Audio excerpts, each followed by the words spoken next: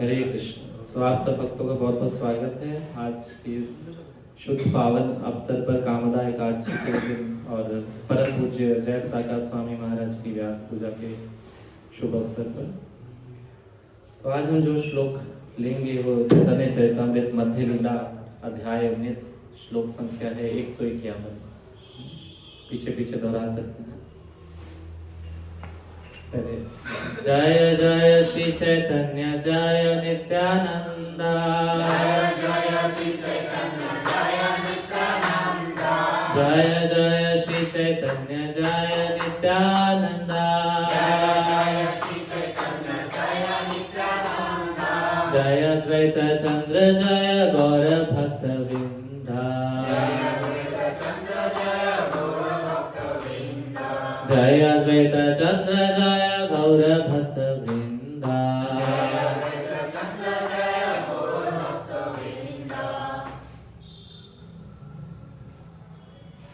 ब्रह्मांड भ्रमिते कौना ब्रह्मांड भ्रमिते कौना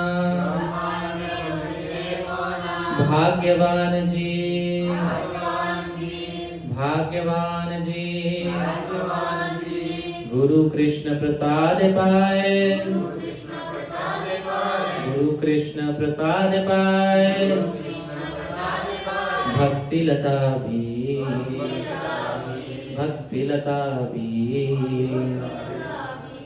ब्रह्मांड भ्रमिते कौनो भाग्यवान जी ब्रह्मांड भ्रमिते कौनो भाग्यवान जी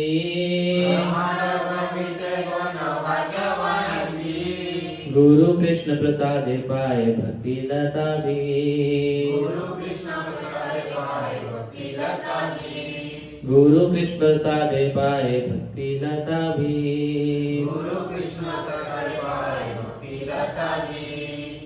अनुवाद शब्दार्थ ब्रह्मांड भ्रमिते ब्रह्मांड में भ्रमण करते हुए कौन कुछ भाग्यवान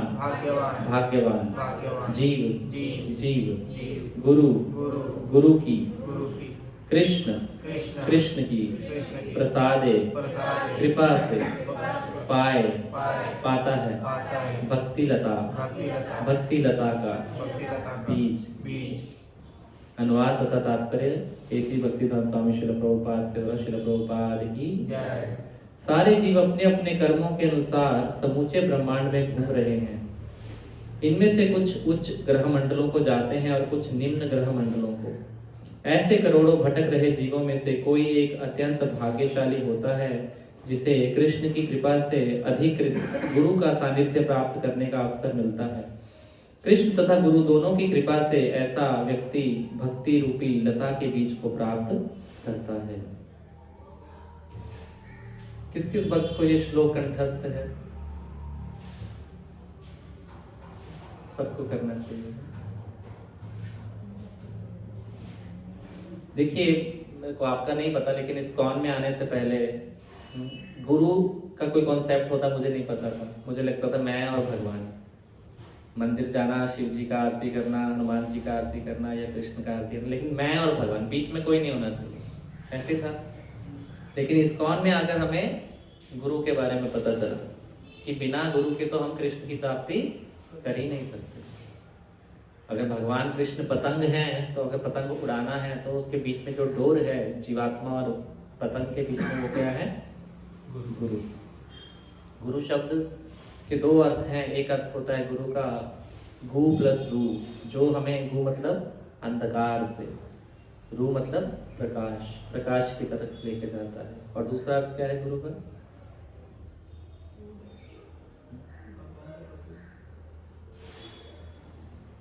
गुरु का एक और अर्थ है भारी, हैवी, बहुत भारी।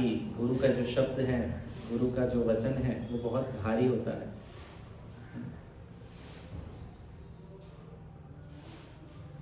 तो हम दोनों चीजें नहीं करने चाहते, ना तो अंधकार से प्रकाश की तरफ जाना चाहते हैं, ना किसी का भार सहन करना चाहते हैं।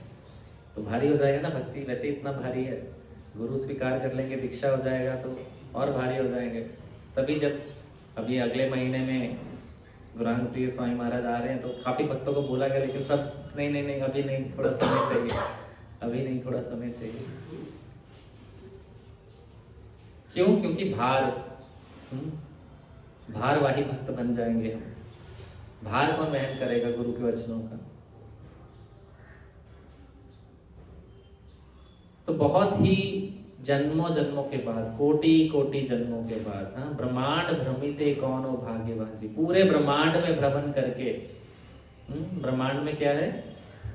पृथ्वी जो है 7वां लोक है, उसके ऊपर 6 लोक हैं और नीचे, ऊपर 7 लोग हैं, नीचे 6 लोग हैं, टोटल 14 लोग पाए जाते हैं ना। और उसके बाहर विरजा नदी को क्रॉस करके फिर पूरा ब्रह्म ज्योति है, फिर देवी धाम है, कैलाश धाम है, साकेत धाम है, हरि धाम है, वैकुंठ है, गोलोक है। तो इस प्रकार पूरा सृष्टि है। तो जीवात्मा ऐसा नहीं कि वैकुंठ में या गोलोक धाम में नहीं थी और जो नीचे का जो अतल सुतल पाताल है वहां नहीं थी। तो जीवात्मा ये पूरे ब्रह्मांड में, पूरे सृष्टि में भ्रमण कर चुकी है।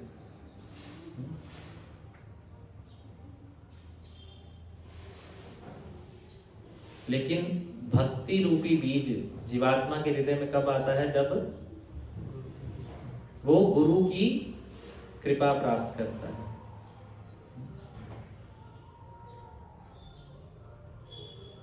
पृथ्वी लोक जो है वो सबसे ज्यादा श्रेष्ठ है भक्ति करने के लिए। ऐसा क्यों?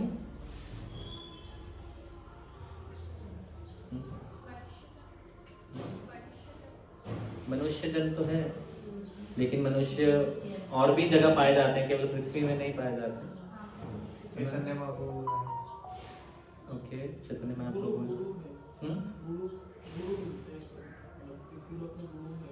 वाणी है। इंद्रदेव के पास भी गुरु है ना? तो असुरों के पास भी गुरु है, शुक्राचार्य, बृहस्पति, गुरु उनके पास भी है।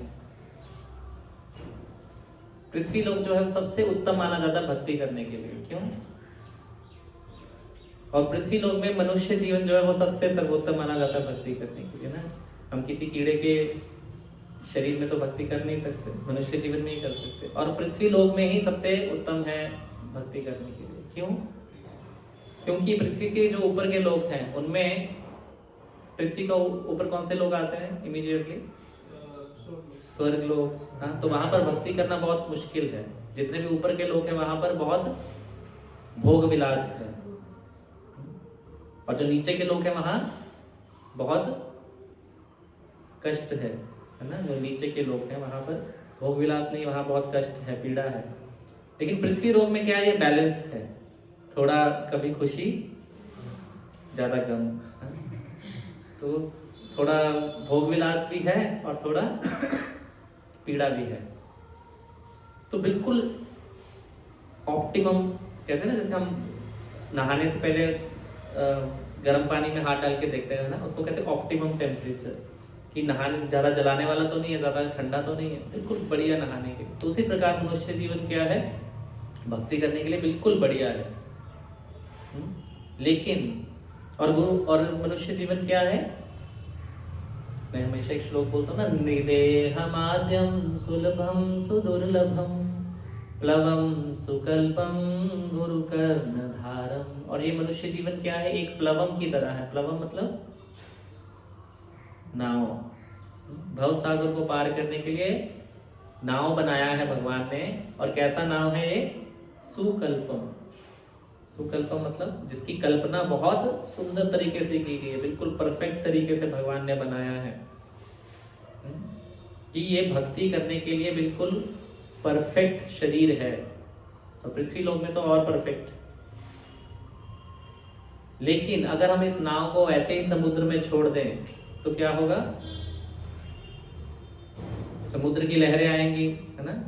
मायार घोषे जाछो बेचे काछो हाबू डूबू भाई। माया इधर से इधर फेंकेगी इस नाव को, फिर इधर से इधर फेंकेगी। ऐसे होता ना, हमारा भक्ति पेंडुलम की तरह होता ना। 6 दिन भोग विलास, 1 दिन जय प्रभुपाद जय प्रभुपाद, फिर 6 दिन घूमना फिरना, फिर 1 दिन जय गुरुदेव जय गुरुदेव। तो इस प्रकार क्या है, माया के जो लहरें हैं इस भौतिक जगत की, वो इस नाव को जहां लेके जाना चाहती है वहां लेके जाती है। लेकिन प्लवम सुकल्पम गुरु कर्णधारम। लेकिन अगर इस बोट को एक कैप्टन दे दिया जाए, नाव का कैप्टन होता है ना, कप्तान जो नाव चलाता है, तो उसको पता है अच्छे से कैसे नाव को चलाना है, कि माया से जीव को किस प्रकार बचाना है, कैसे सुरक्षित करना है। तो जब कैप्टन स्ट्रांग होगा, वो उस नाव को पकड़ कर रखेगा, तो जो नाव है इधर उधर हिलेगी नहीं। तो वैसे ही अगर हम अपने शरीर को अगर नाव समझें और उसका कैप्टन स्वीकार करें गुरु को, इसीलिए बोलते ना हम कि हमें शिष्य बनना है ना। आप किनके शिष्य हैं? हिज होलीनेस जयप्रकाश स्वामी महाराज के, हिज होलीनेस राधा साहब किनके शिष्य हैं? शिष्य का मतलब क्या है? बहुत बार बता चुका हूं। शिष्य का मतलब क्या है? शासन स्वीकार करना। जब हम किसी का अपने ऊपर शासन स्वीकार करते हैं तो उसको बोलते हैं शिष्य। कौन कौन अपने ऊपर किसी का शासन स्वीकार करना चाहता है?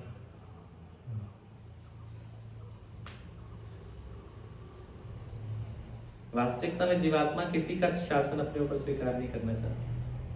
जैसे हम कल भी चर्चा कर रहे थे ऑनलाइन क्लास कि हम स्वतंत्र हैं, हम किसी के परतंत्र नहीं होना चाहते। इसीलिए लोग दीक्षा से थोड़ा घबराते हैं। और दूसरा इंग्लिश में क्या बोलते हैं? डिसाइपल। डिसाइपल का क्या अर्थ है? जो डिसिप्लिन में रहता है, नियमों का पालन करता है, उसको कहते हैं डिसाइपल। तो हम नियमों का पालन भी नहीं करना चाहते। निखिल प्रभु वो जैसे उस दिन पूछते हैं कि दीक्षा हो जाएगा तो फिर कभी कभी तो खा सकते हैं, कभी कभी तो कर सकते हैं, शादी में जाना पड़े तो वो बुरा मान जाएंगे रिश्तेदार। तो ये क्या है? डिसिप्लिन स्वीकार नहीं करना चाहते, नियमों के अधीन नहीं होना चाहते। लेकिन वास्तविकता में हम ऑलरेडी प्रकृति के नियमों के अधीन हैं और क्या कर रहे हैं? भूतवा भूतवा प्रलीत, बार बार इस सृष्टि में आ रहे हैं, जा रहे हैं। आ ब्रह्म भुवनालोका पुनरावर्तिनो अर्जुना, कि तुम कहीं भी चले जाओ लेकिन वापस इस भौतिक जगत में फिर से आना पड़ेगा। जैसे कोई अमेरिका जाता है, अमेरिका जाकर उसका अगर वीजा खत्म हो जाए 6 महीने बाद, तो उसको क्या होना पड़ेगा? वापस भारत आना पड़ेगा। तो वैसे अगर हम स्वर्ग लोक चले जाएं, ब्रह्म लोक चले जाएं, लेकिन अगर हमारे पुण्यों का वीजा समाप्त हो जाएगा तो हमें पुनः पृथ्वी लोक पर आना पड़ेगा, पुनः भौतिक जगत में आना पड़ेगा। तो कहने का तात्पर्य क्या है कि हमें this is the last and final chance. जैसे अभी पेट्रोल खत्म हो रहा है ना, सब लोग क्या कर रहे हैं? फटाफट अपना पेट्रोल भर रहे हैं, टंकी भर रहे हैं। कैसे भर रहे हैं? 100 रुपए का, 200 रुपए का भर रहे हैं। कैसे भर रहे हैं? पूरा ड्रम में लेके जा रहे हैं, पूरा टंकी फुल कर दो। उसी प्रकार ये क्या, अभी लास्ट एंड फाइनल चांस है इस भौतिक जगत में। भक्ति से अपना टंकी फुल कर लो, बाद में नहीं मिलेगा। हमेशा मैं बताता हूँ ना, कितने साल है इस कलयुग के? 4,32,000 साल का कलयुग है। उसमें से कितने बीत गए? 5,000 बीत गए। कितने बचे? 427। और ये प्रभुपाद ने प्रेडिक्शन किया है कि ये इस्कॉन जो भक्ति मूवमेंट है कितनी देर तक रहेगा? 10,000 साल तक। 4,17,000 साल में क्या होगा? आपको कोई तिलकधारी, कोई कंठीधारी, कोई कीर्तन करता हुआ भक्त नहीं दिखेगा। फिर क्या होगा? घोर कलयुग का प्रारंभ हो जाएगा। और आपको मनुष्य जीवन अभी मिला है, अगर आपने ये गवा दिया फिर कब मिलेगा? 84 लाख योनियों में जाना पड़ेगा। कितने साल लगेंगे 84 लाख को? 10,000 साल में। अगर आपकी उम्र कितनी? 84 ईयर्स। अगर 84 ईयर्स भी एक योनि में रहे तब जाकर भी 10,000 साल बीत जाएंगे, मेरे ख्याल से कैलकुलेशन है। 84 लाख योनियां है ना, तो साल कितने हैं? 10,000। तो अगर 84 साल के लिए पंछी रहे, 84 साल के लिए कीड़ा रहे, 84 साल के लिए छिपकली रहे, ऐसे करते करते 10,000 साल बीत जाएंगे। और जब आप आओगे अगली बार मनुष्य जीवन में, कोई हरे कृष्णा करता दिखाई नहीं देगा, कोई भागवतम, कोई प्रभुपाद, कोई नहीं होगा। फिर क्या करोगे? हाँ? खाली टंकी से क्या करोगे फिर? भक्ति तो होगी नहीं टंकी में, टंकी खाली है। तो ये क्या है? लास्ट एंड फाइनल चांस है। गुरु को स्वीकार करो, उसके अधीन हो, नियमों का पालन करो और भगवत वापस जाओ। मुश्किल है, बहुत मुश्किल है।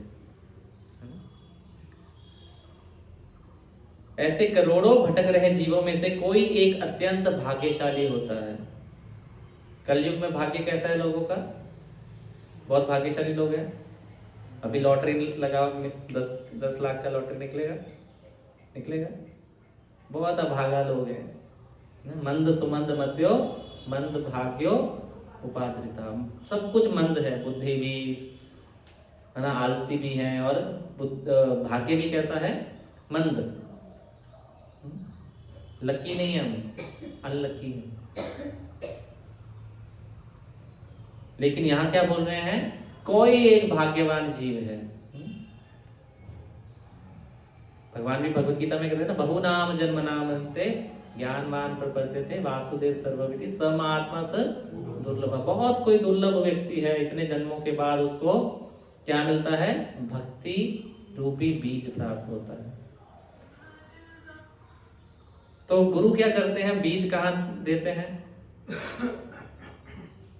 शिष्य को जब स्वीकार करते हैं, आश्रय में लेते हैं, तो भक्ति लता बीज कहाँ डालते हैं, हृदय में डालते हैं। तो बीज डाल दिया गुरु ने, आपने आश्रय स्वीकार कर लिया या दीक्षा ले लिया, तो भक्ति लता बढ़ जाएगी अपने आप। बीज डाल दिया, दीक्षा हो गया मेरा। मैं बता रहा था, एक राधा गोविंद महाराज, एक व्यक्ति ऐसे मंदिर में आया, उनसे पूछ रहे थे कि आप शास्त्र पढ़ते हैं? तो व्यक्ति बोला, महाराज मेरा दीक्षा हो चुका है। तो उन्होंने बोला, आप मंदिर में आकर थोड़ा सेवा करते हैं? महाराज मैंने बताया ना आपको, मेरा दीक्षा हो चुका है। तो आप और सेवाएं करते हैं? नहीं, मेरा दीक्षा हो चुका है। तो क्या है, हर भक्त क्या बोलता, दीक्षा हो गया तो मैं क्या हो गया, बस मेरा भगवत धाम जाना निश्चित है, हो गया बस। ये देखो तुच्छ जीव, इनका दीक्षा नहीं हुआ, मरेंगे सड़ेंगे इधर ही भौतिक जगत में। मैं तो जा रहा हूं, मेरा कंफर्म टिकट है। ऐसा नहीं है। बीज आपने केवल बीज मिला है। अभी तो जिनका दीक्षा नहीं है उनको तो बीज भी नहीं मिला। फिर जब दीक्षा होगा, बीज मिलेगा, फिर कैसे भक्ति लता उगेगा, सिंचन से। उसको पानी देना पड़ेगा। किस चीज का पानी, श्रवण कीर्तन, है ना, गुरु की वाणी सुनना पड़ेगा निरंतर। आप ऐसे तुलसी महारानी को रोज पानी देते हैं? कभी कभी देते हैं, अब महीने में एक बार या हफ्ते में एक बार, संडे के संडे। तो हमारा सिंचन कैसे हो रहा है, संडे के संडे, वो भी मुश्किल से। तो फिर इसलिए क्या है, हमारा जो थोड़ा भक्ति लता बीज है वो सूख जाता है।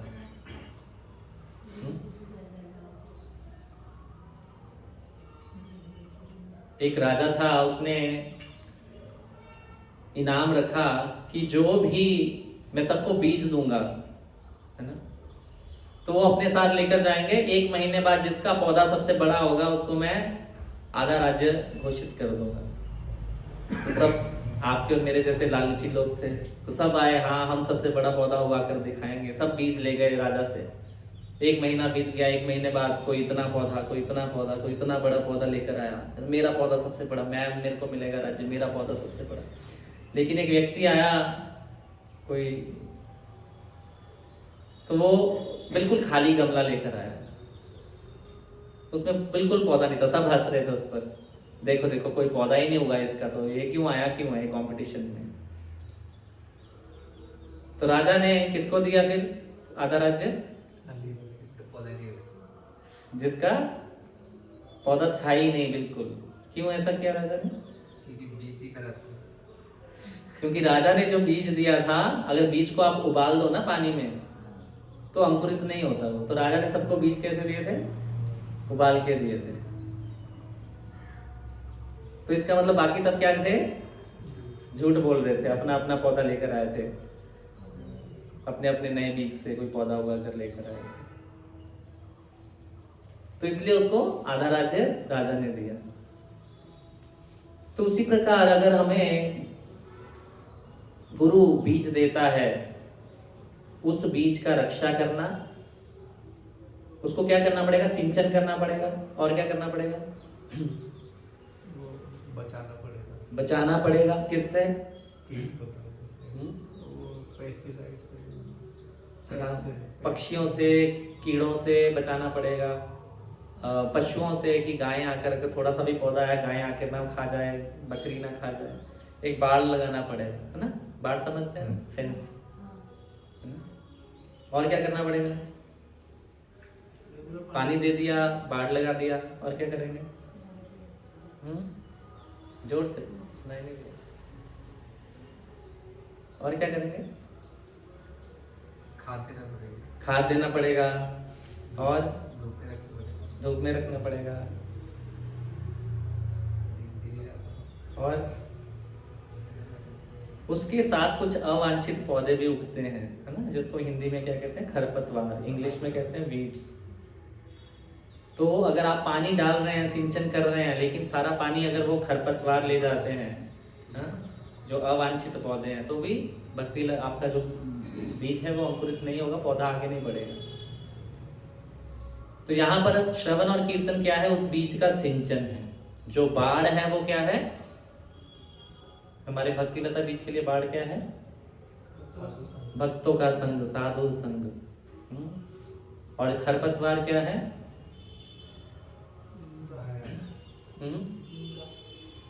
वैष्णव अपराध, हमारे अनर्थ, काम, क्रोध, लोभ, मोह, मद, मत्सर्य। तो उनको क्या करना पड़ेगा? वीड्स को क्या करते हैं? उखाड़ कर फेंक देते हैं। लेकिन हमने वो अच्छे से रखा हुआ है, वही बढ़ रहे हैं। जो मेन पौधा वो बढ़ ही नहीं रहा, भक्ति लता आगे जा ही नहीं रही। और इसको भक्ति लता क्यों कहते हैं? क्योंकि ये गोलोक तक जाए। भेद के विरजा को भेद के श्लोक आता है इसमें, ब्रह्मांड भेदी जाए, कि ब्रह्मांड को भेद कर, विरजा नदी को भेद, विरजा जो आवरण है इस भौतिक उसको भेद कर ये कहाँ जाती है? गोलोक धाम में प्रवेश करती है, और वहां जाकर क्या करती है? भगवान के चरणों में लिपट जाती है। तो ये भक्ति लता है। लता क्यों बोला गया है? ठीक है, बढ़ती तो है। मनी प्लांट देखा है आपने? वो भी लता है ना? तो कैसे बढ़ता है? ऐसे उगा तो ऐसे बढ़ जाएगा। क्या करते हैं उसको? सपोर्ट देते हैं ना, कभी इधर दरवाजे से, कभी कुंडी से, कभी कपड़े टांगने वाली तार से, ना, उसको थोड़ा सहारा देते हैं, तो उसके साथ साथ साथ वो बढ़ती जाती है। तो ये सपोर्ट क्या है? गुरु और जो कृष्ण, जो भक्त संग है।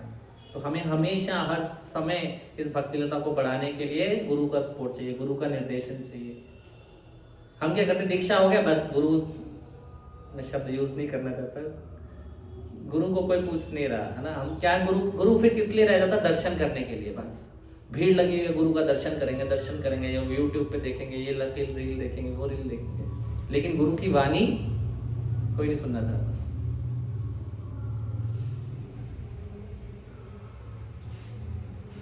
गुरु की इंस्ट्रक्शंस जो है वो सबके लिए बराबर है। ऐसा नहीं कि गुरु के लिए कोई भक्त ज्यादा प्रिय है, कोई दूसरा भक्त कम प्रिय है। तो जो भी आदेश है गुरु के लिए, सबके लिए है। तो अगर हिजोली जयप्रताप का स्वामी महाराज यहाँ आ जाए तेजपुर में, तो हर भक्त बोलेगा मेरे घर में स्टे करेंगे, मैं प्रसाद बनाऊंगा, मैं प्रसाद बनाऊंगी। बपू सेवा सब करने के लिए तैयार है, लेकिन वाणी सेवा जो सबके लिए उपलब्ध है, घर में कभी भी सुन सकते हैं। कितने लोग हैं जो रोज जयप्रताप का स्वामी महाराज को सुनते हैं? जितने बैठे हैं, बैठे ही 6 हैं। शनिवार को डे फिक्स है, केवल शनिवार को बोलते हैं महाराज। वो तो फेसबुक पे आते होंगे ना लाइव, पर उनकी वाणी तो उपलब्ध है ना यूट्यूब पे, या और इस्कॉन डिजायर डेली आते हैं महाराज। तो क्यों नहीं सुनते हैं उनको? सुनते रोज।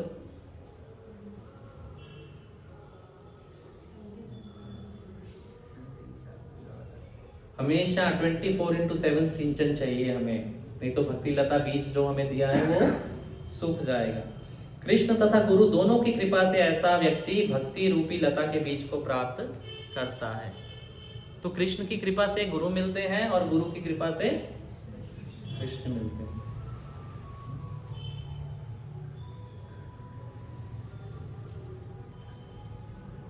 बहुत बड़ा तात्पर्य है।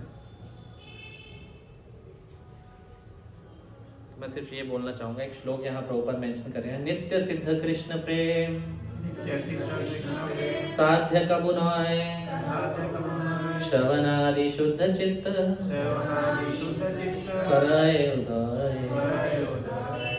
कि नित्य सिद्ध कृष्ण प्रेम सब जीवात्माओं के हृदय में है, लेकिन वो क्या है, सुप्त अवस्था में है।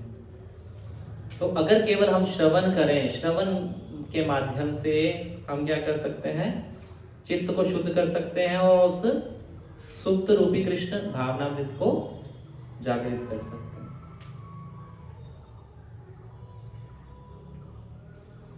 हमें एक ऐसा गुरु चाहिए कोई जो कोई चमत्कार कर दे। बस दीक्षा दिया, बस जैसे माला लिया, बस कुछ ऐसा करंट सा लगे कि भक्ति भक्ति आ जाए मेरे में। ऐसे ही होता है? नहीं होता ऐसा कुछ। दीक्षा को इंग्लिश में क्या कहते हैं? इनिशिएशन। मतलब आपका भक्ति अभी स्टार्ट हुआ, अभी किक मारा है, स्कूटर स्टार्ट हुआ है, अभी जाना कहाँ है, गोलोक धाम जाना है, अभी तो सिर्फ स्टार्ट हुआ है, इनिशिएट हुआ है आपका भक्ति। पहले क्या था, सुप्त अवस्था में ऐसे पड़ा हुआ था।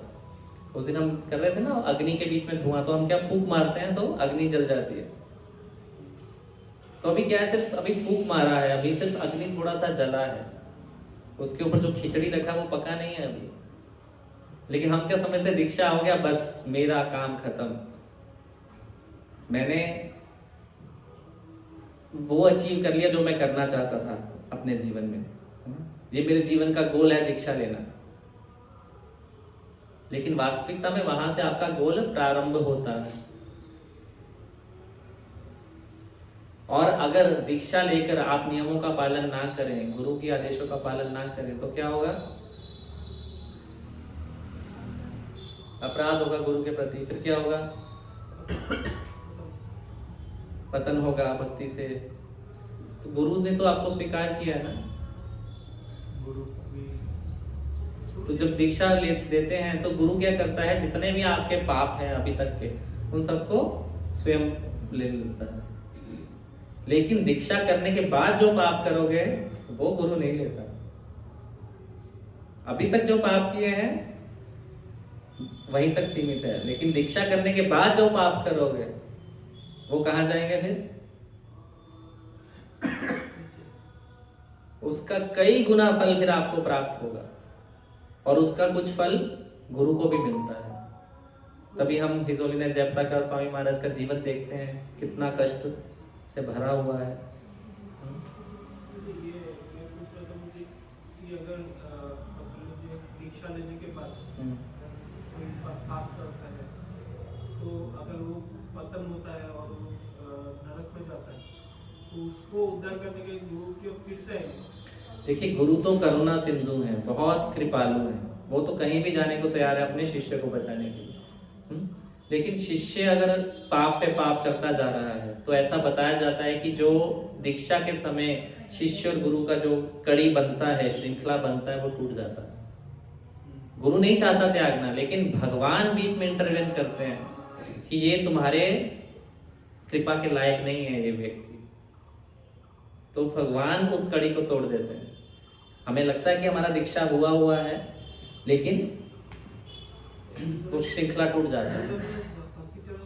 बोला था कि अगर कोई 3 नियम का मतलब 4 नियम का अगर उल्लंघन करते तो मेरा संपर्क टूट जाएगा, ऐसा डायरेक्टली बोला। 4 नियम का उल्लंघन करता है तो वो तो है ही है, डायरेक्टली बोला था कि टूट जाएगा। हाँ, तो वो श्रृंखला टूट जाती है। हमें लगता है कि मैं इनका सो एंड सोल महाराज का स्वामी का शिष्य हूँ और मेरा भगवत धाम जाना तो निश्चित है। लेकिन गुरु बहुत कृपालु है, गुरु नहीं चाहता कि ये श्रृंखला टूटे।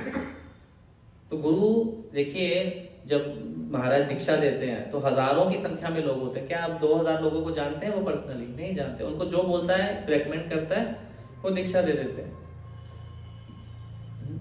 लेकिन वो व्यक्ति अगर किसी छल से, मिथ्याचारी भाव से दीक्षा ग्रहण कर भी लेता है तो और नियमों का पालन नहीं करता, तो फिर बहुत घोर कॉन्सिक्वेंसेस उसको सहना पड़ता। मैं डरा नहीं रहा आपको, है? ये तो इम्पोर्टेंट बात है। हाँ। और कई बार ऐसा भी होता है कि आपका मन नहीं कर रहा दीक्षा लेने को, लेकिन जब आप दीक्षा ग्रहण कर लेते हैं तो कुछ ऐसा परिवर्तन होता है, क्योंकि गुरु के साथ आपका संपर्क जुड़ जाता है। तो ऐसा संपर्क होता है जिससे आप में वो पाप करने की जो प्रवृत्ति है वो नष्ट तो नहीं लेकिन थोड़ी कम हो जाती है। आप स्मरण करते हैं गुरु का कि मैंने इतने बड़े गुरु से दीक्षा प्राप्त किया, अभी पाप नहीं करूंगा। उसके लिए मुझे गुरु के प्रति पूरा समर्पण करना पड़ेगा। हाँ वही, शिष्य बनना पड़ेगा ना, शासन स्वीकार करना वो तो पड़ेगा। एक दीक्षा तो ले लेते हैं, लेकिन समर्पण पूरी तरीके से नहीं हो पाता। अभी हिजोल ने जयपता का स्वामी महाराज क्या निर्देश देते हैं जब दीक्षा देते हैं? 16 माला प्रतिदिन ध्यान पूर्वक। कोई भी नहीं कर रहा ध्यान पूर्वक, तो इसका मतलब सभी उनकी निर्देशों का पालन नहीं कर रहे। प्रयास करना है ना? और क्या देते हैं 4 नियमों का पालन, सभी नहीं कर रहे, दीक्षा लेने के बाद भी नहीं कर रहे, लेकिन प्रयास करना है। और क्या देते हैं इंस्ट्रक्शन जब तक हमारे मूवमेंट में प्रचार करना, प्रचार कैसे, क्या हर भक्त को बोलते हैं क्या प्रचार करने के लिए दीक्षा लेते समय? नहीं, वो उनकी एक स्पेशल इंस्ट्रक्शन है कि मेरे हर दीक्षित भक्त को महीने में कम से कम 1 भगवत गीता डिस्ट्रीब्यूट करना है। कितने शिष्य हैं उनके? 60,000। तो हर महीने में कितना भगवत गीता जाएगा? 60,000। लेकिन क्या करते हैं? नहीं करते। पूरे महीने में भी 1 भगवत गीता नहीं देते। मुश्किल है 30 दिनों में 1 भगवत गीता किसी को देना।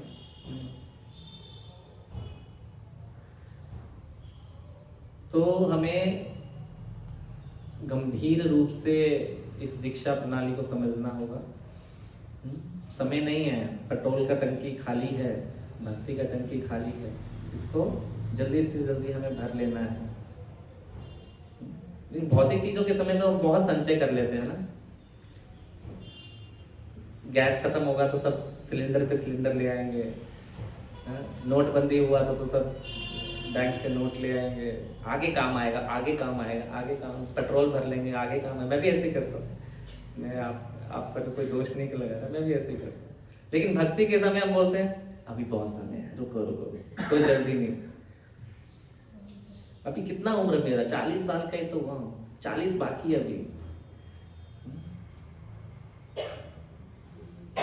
लेकिन भागवतम बताती है आयु हरती वै इंसान उद्यन नस्तो, कि उगता सूरज और ढलता सूरज क्या करता है, आपकी आयु को ऐसे, जैसे एक ऐड आता था ना कि सूर्य निकला और उसने स्ट्रॉ लगाया पाइप से, एनर्जी चूस लिया। देखा था वो ऐड, रसना का था शायद, किसका, हाँ, ग्लूकोन डी का। तो उसी प्रकार सूर्य उदय होता है और जैसे ढलता है सूर्य, हमारे जीवन से एक दिन कम हो जाता है, दिने दिने जा रहा है, जा रहा है, जा रहा है। तो it's the right time, now और नेवर। तो जितना जल्दी हम गुरु को स्वीकार करें अपने जीवन में, जल्दी जिसका शासन अपने ऊपर स्वीकार करें, तो हमारा भक्ति लता बीज हमें मिलेगा। फिर उसको सिंचन करेंगे, उसको प्रोटेक्ट करेंगे, उसको बढ़ाएंगे, कब वो भगवत धाम तक पहुंचेगा वो बहुत समय है अभी उसमें। तो क्या कर पाओगे 40 साल में? अगर आपको इतना कॉन्फिडेंस है 40 साल अभी बाकी है, तो 40 साल में इतना कुछ कर पाएंगे? खरपतवारों को निकालना, उसको फेंस से बचाना, भक्तों के संग में रहना, नहीं हो पाएगा। तो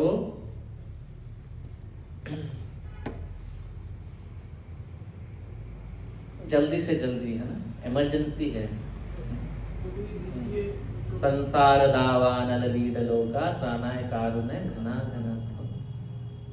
आग लगी हुई है संसार में। आप मूवी देख रहे हो, थिएटर में बैठे हो, वहां आग लग गई, सब लोग इधर उधर भाग रहे, आप बोले नहीं नहीं मूवी बहुत अच्छा चल रहा है, अभी तो क्लाइमैक्स आएगा, अभी थोड़ा देख के जाएंगे अंत तक।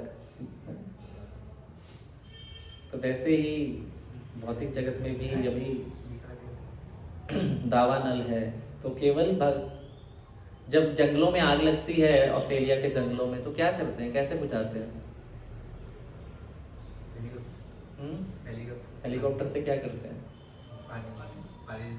आर्टिफिशियल रेन, आर्टिफिशियल रेन के बादलों से वो बुझाते हैं। क्या बाल्टियों से बुझ जाएगी? मग डालने से बाल्टी में बुझ जाएगी? क्योंकि दावानल है ये, है ना। तो उसी प्रकार ये भौतिक जगत की जो आग है, कामुकता की, माया की जो आग है, वो कैसे बुझेगी? जब कोई बादल आकर उस पर वर्षा करेंगे। तो बादल क्या है? गुरु, है ना। त्रनाय कारुण्य घना घना। और बादल क्या करते हैं? बादल का पानी कहाँ से आता है? नीचे से। तो हो सकता है जहां पर बारिश हो रही हो वहां पर कोई नदी ना हो, कोई समुद्र ना हो, तो फिर बादल कहां से लेके आए पानी? समझ आ रहे हैं मेरा क्वेश्चन? कि जहां पर बादल की वर्षा हो रही है वहां कोई नदी नहीं है। यहाँ तो चलो ब्रह्मपुत्र नदी है तो इसलिए बारिश बहुत होता है। जैसे जोधपुर आप चले जाएं राजस्थान में, तो वहां दूर दूर तक कोई नदी तालाब नहीं है, लेकिन वहां भी बारिश होती है कभी कभी। तो वहां बादल कैसे आते हैं? पानी कहाँ से लाते हैं? जहां भी आसपास दूर 100 किलोमीटर 500 किलोमीटर जहां भी नदी समुद्र होगा वहां पे बादल बनता है। बादल उड़कर ऐसी जगह पे आता है जहां पर कोई नदी नहीं है, कोई तालाब नहीं है, और वहां पर वर्षा करता है। तो गुरु क्या है? उन भक्तों को जिनके आसपास, जिनके जीवन में भगवान दूर दूर तक नहीं है। हाँ? जैसे शिला प्रभुपाद वृंदावन में बैठे थे आराम से, लेकिन यहां से उड़कर कहां गए? अमेरिका गए। जिनको भगवान का कुछ अता पता भी नहीं है। हाँ?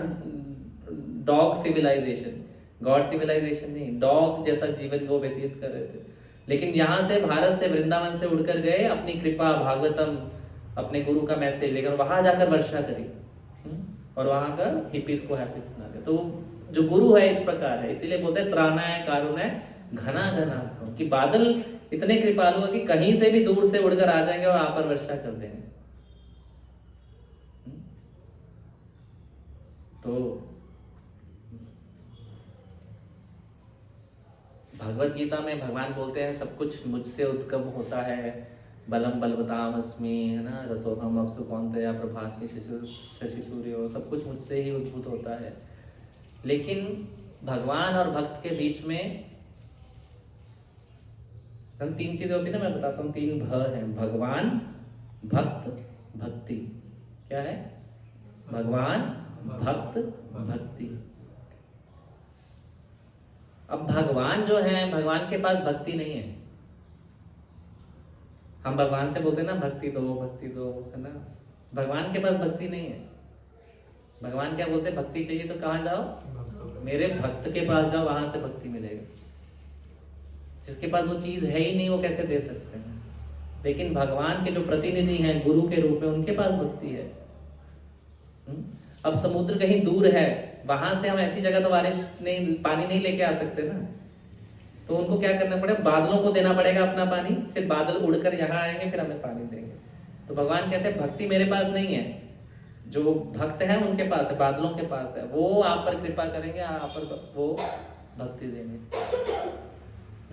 तो अभी हमने गुरु पूजा गाया, तो उसमें क्या गाते हैं? केवल भक्ति सत्मा बंधो मोहि सावधान माते। तो बहुत सावधानी से हमें भक्ति मांगना है गुरु से, और उनके नियमों, उनके आदेशों का पालन करना है। नहीं तो सावधानी हटी दुर्घटना घटी। तो इसीलिए दुर्घटनाएं घट रही हैं हमारे जीवन में। हरे कृष्ण। जगत गुरु श्रील प्रभुपाद की इस होली ने जयप्रकाश स्वामी महाराज व्यास पूजा की। हिताय गो प्रेमानंदे। हरि हरि।